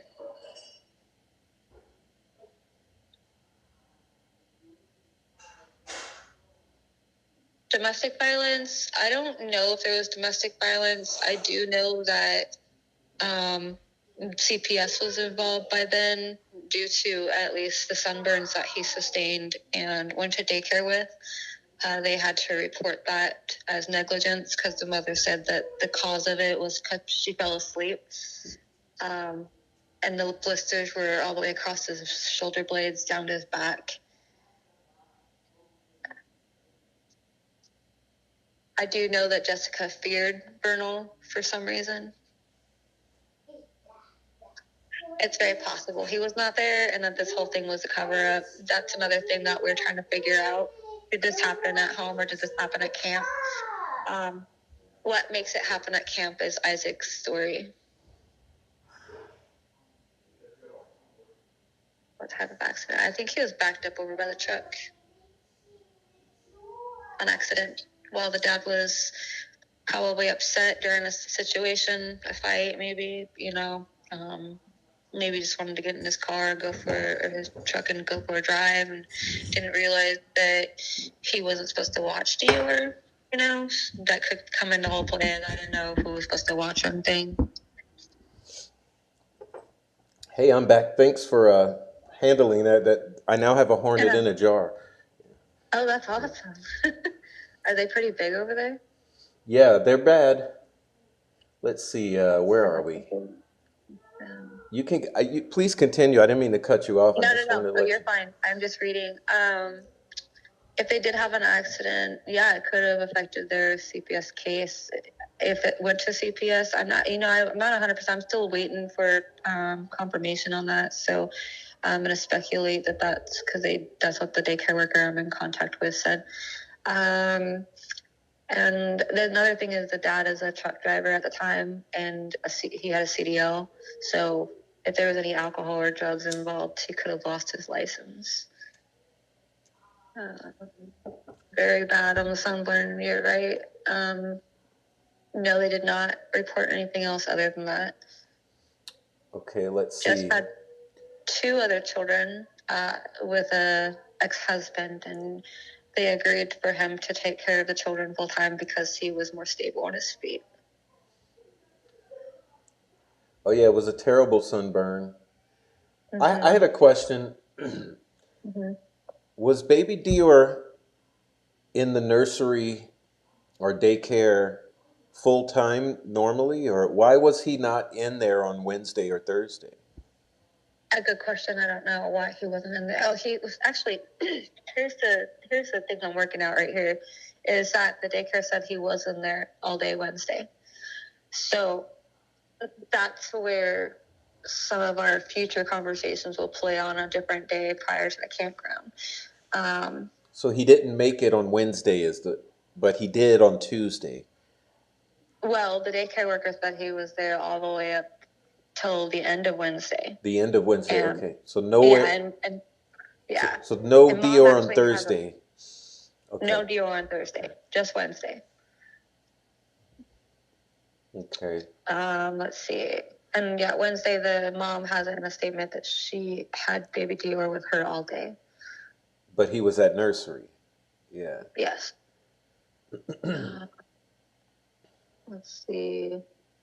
Definitely would have been on drugs or alcohol, in my opinion.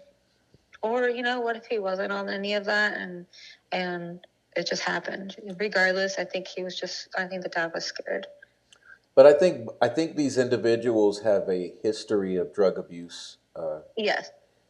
But Andre says, in your opinion, what type of accident do you think happened? Something related to the truck? Well, I'll say mine. Mine is that you got 1 or 2 options, in my opinion. And one is that he's backed over by the truck.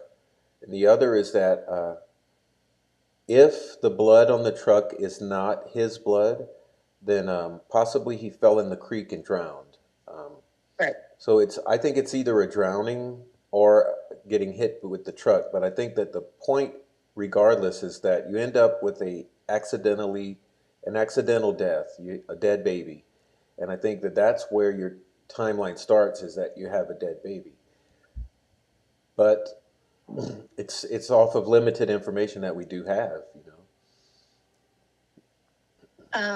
How long was the camping trip supposed to last? Until Sunday, to my knowledge. Okay, and Kay West says, does mom have substance abuse issues? She has been reported to have substance abuse situations. Is it meth? Are we talking about meth? I believe so. Yeah. Jojo, welcome in, Jojo. Always good to see you with your 4 words in the chat. I have to turn it on to slow mode just for Jojo. Okay. Let's see. The sunburn was actually a week and a half prior to this whole incident, so it wasn't the same situation. Well, they were together, Amy. Amy, they were together, but it just wasn't working out that well. They were together at that time, though. If you call that together. Yeah. Hey, Jojo. Yeah. You see me calling you out. Yeah.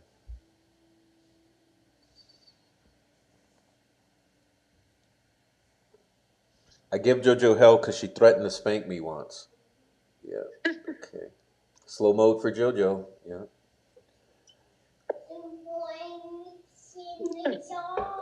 It's in the jar. I got it. All I know is the smile on this little baby's face brightens up anybody's day. Just looking at it, and he's so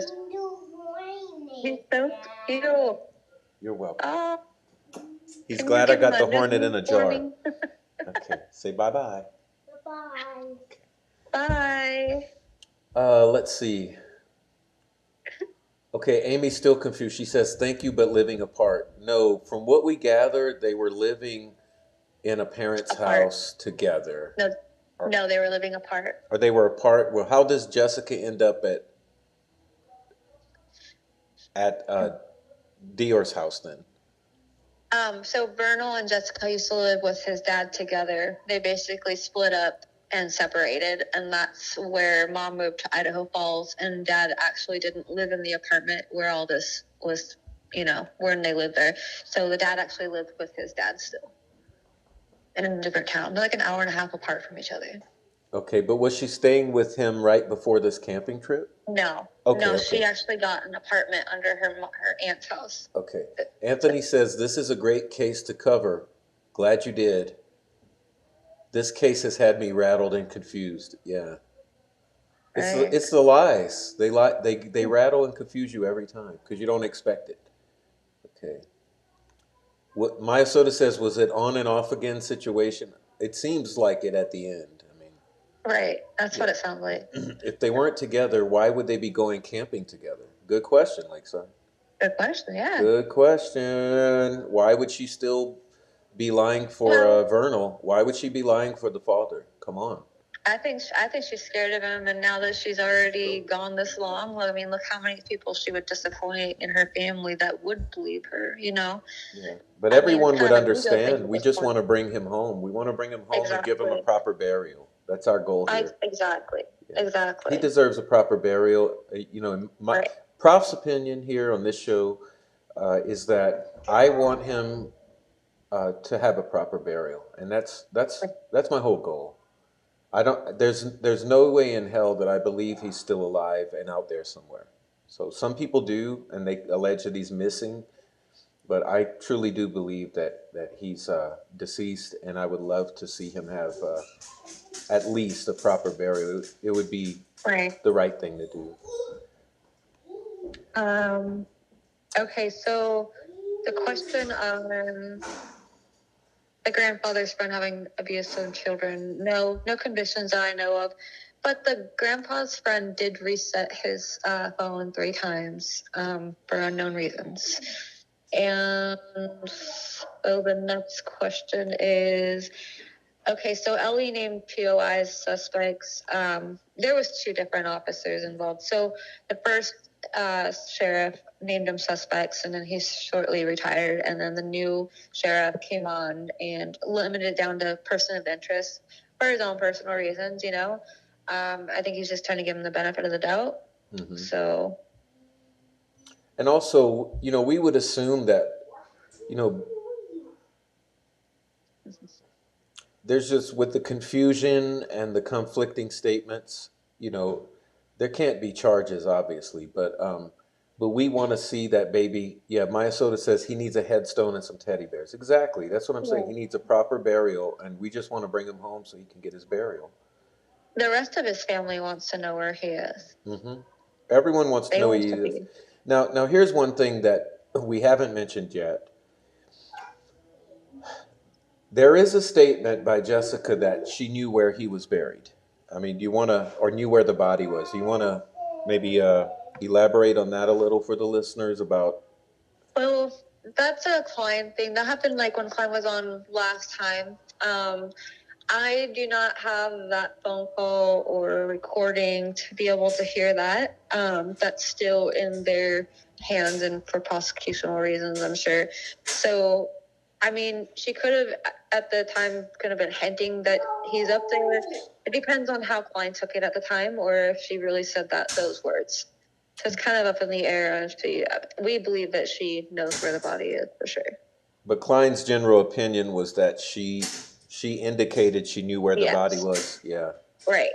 And it was up there in that area somewhere. Yeah. Right. All right. They say so sus about the phone resets with Isaac. Yeah, it is kind of suspicious. Like, it's really, like, I don't know why he did it. What was on his phone that, I can guarantee you in all that I know, in my opinion for all this, I do not believe Isaac is a main suspect.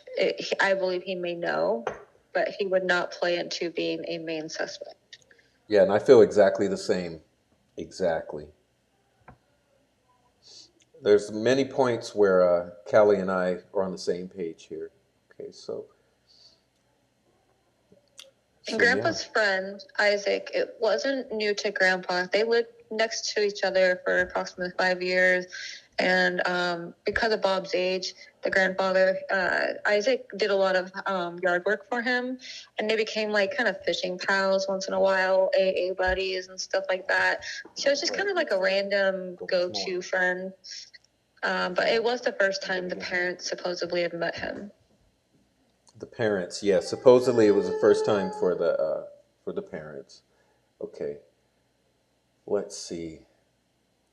Andre says if either of them were charged, they would give up where he is. That's what I was getting at. Right. Yeah. We hope that at some point they just agree that we should give him a proper burial. So hopefully that will be coming. Well, to set their own souls free, Yeah. Why carry this over your head for all this time? I don't think anyone believes it was malicious intent with poor little baby DeOrr.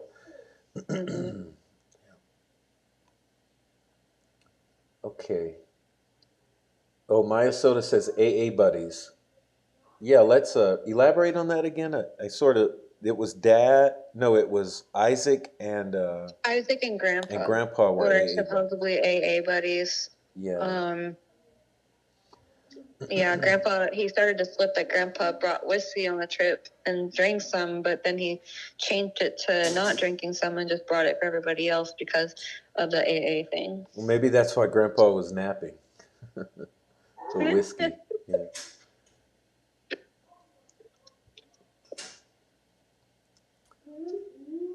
Okay, let's see. Well, it's an interesting point, Kay West, because I think at this point, with your question, then we turn into a situation of was baby DeOrr deceased before 2 p.m. on the Saturday or Friday? Is it Friday? Friday. Friday. Yeah, but the earliest we can say something happened to him is Wednesday night. Yeah, so that would lean where Kay West is asking that was he brought in to make the story seem more believable or as like a patsy? So perhaps if he was already deceased the day prior, they could have tried to Yeah. set Isaac up. You know, it could be a Yeah. setup with Isaac, but And Grandpa. There's some people say that that Grandpa and Isaac actually showed up Friday and didn't go with them the same night that they arrived. yeah, we'll get into that in the future because there's a whole Yeah. complicated backstory with. Stay tuned. Yeah, stay tuned on next episodes. But I think that your possibility of Isaac and Grandpa being brought into this as a cover up, if the baby was dead prior, but not, I don't think it would be a setup and then kill the baby. Accidents. No. I think it's an accident either way. Yeah. So either way, I think it's an accident. And if it was prior 24 hours or so, they could have set up Grandpa and Isaac, but Right. Grandpa and Isaac at least maintained that the baby was there that morning. So, it's sort of, we'll get into in the future into the complications of the days prior, but let's see. That's an interesting statement to take back. We were drinking, we weren't drinking. Yeah, I think Grandpa might have drank. That's why he was napping, but who knows? Who knows? Okay, let's see. If DeOrr's parents are watching, if you know where he is, please anonymously call the police. Yeah, you don't have to. Just tip it in, or email it. Email it to. I have an anonymous area where someone can actually send a tip in, and I On would the have no website. clue who you are. Yeah, so all we're looking for is finding him and bringing him home and giving him a headstone and teddy bears and prayers. Right. All right. Where family can go and personally mourn. Yeah, everyone deserves a proper burial. So. And closure. Yeah. And I don't think we may never have, there may never be enough to pursue a case or charge, but regardless, I think the first priority is find the baby, Okay, so at this point, the chat's slowing down. Okay, we're almost we're over the 2 hour mark, so maybe we'll do about 5-10 more minutes, unless we get some,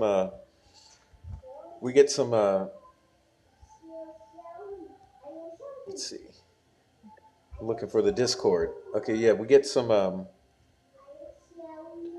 If we get any supporters, we'll go for an extra hour, but otherwise, we'll shut it down about 5-10 minutes. And we appreciate everyone taking the time to listen, and we'll be discussing this much more in depth. And so you will hopefully enjoy it. Okay, Maya Soda says, how long did it take for the police to arrive after the 911 call? Approximately an hour. 1 hour. Yep. So, it's not too bad. They got there quickly, but like I said, the huge problem was that they did not tape off the whole area. And so immediately, you could say an hour later, you started the contamination of the crime scene. Right. Yeah. Okay, Jojo Sita says, what time is the next show? I keep missing him. Well, about this time. We try to do these evenings, but some days they start later than others. But I would say at the earliest, we're talking about let's see, at about 8 or 9 Eastern, at 8 Eastern, something like that. But it hit Jojo, hit the notification bell and set it to all, and then you'll know, because we'll be exclusively DeOrr for a while, and we'll just be interjecting. If anything Delphi is breaking news, we'll come with the Delphi update. But until then, we'll be every day we'll be talking about DeOrr. Let's see. Sad thing, Prof. I think 2 people at least know what happened, and they won't say anything. Well, they may. They may at some point, but I think at least 2 people know, most likely 5. Okay, let's see. Amy says, Callie, did they do luminol in the truck bed and all that? I do know that they used luminol, and I want to say the truck bed did light up. I'm not going. Don't quote me. I wanted to say that is what I heard, but definitely the bumper and the wheel well, the back passenger wheel well. Yep. Near the tailpipe. Near the tailpipe, where DeOrr always loved to stick his arms in. He loved to stick his arms in and hang out by the tires and look at the lug nuts. Okay, GP says coming in late was with the grandbabies. Welcome in, GP. We're almost done, GP, but we're so glad you're here. You definitely want to catch the replay. And anyone on the replay crew, please hit the comment section, okay? Feel free to contribute in the comment section. Just because live is done doesn't mean you cannot contribute. I address every comment. Okay, Tech Death Hippie, welcome in. Tech Death says,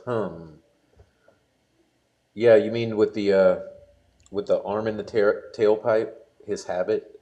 Yeah, it's the blood on the back of the truck and the arm and tailpipe. It's looking bad, but we're still trying to determine whether this is human blood or animal blood. But the allegation from the father is it's possibly deer blood. Okay. Welcome in, Lisa. We're almost done, but welcome in. And please catch the replay as well, Lisa. All right. Thank you, GP. All right, Callie. Well, Callie, thank you so much for joining and agreeing to be a part of this. We definitely appreciate it, and I know the chat's going to fall in love with you quickly. My pleasure. I'm so glad that you're taking time to do this case. It means a lot to me. Me too, Callie. Someone's got to do it, right? We gotta take care of this little baby somehow. Yeah. The family gave up, so here we we are. Got to get him home. My soda says, did they take any swabs to test, or was there too much bleach to tell? Well, there's too much bleach to get a solid DNA profile from what we understand, but possibly you can That's determine what we are human or totally in animal. the middle of trying to find out. Yeah, we are just waiting for the answer on whether they were able to get it as human or animal. Yeah, and that's We know that we Investigator can't Klein determine leading who. that. Isn't that Mr. Klein leading that Yes. effort? Yes. Yeah, he's done amazing work. By the way, guys, Mr. Klein, Callie is doing a fundraiser so that the work can continue in earnest. And at this time, she's almost halfway to her goal of $20,000 for the retainer. I think she's only a couple $100 away from the $10,000 mark, which is a halfway of the goal. So anybody visiting her website interested in contributing to the case, please know that she's almost halfway her goal. So maybe we can get her there. Okay. Yeah, that'd be awesome. That would be awesome to Thank hit the 10,000. Okay, let's see. Noe, welcome in. Noe says, "Hey guys, been a busy day. Want to say hello." Welcome, Noe.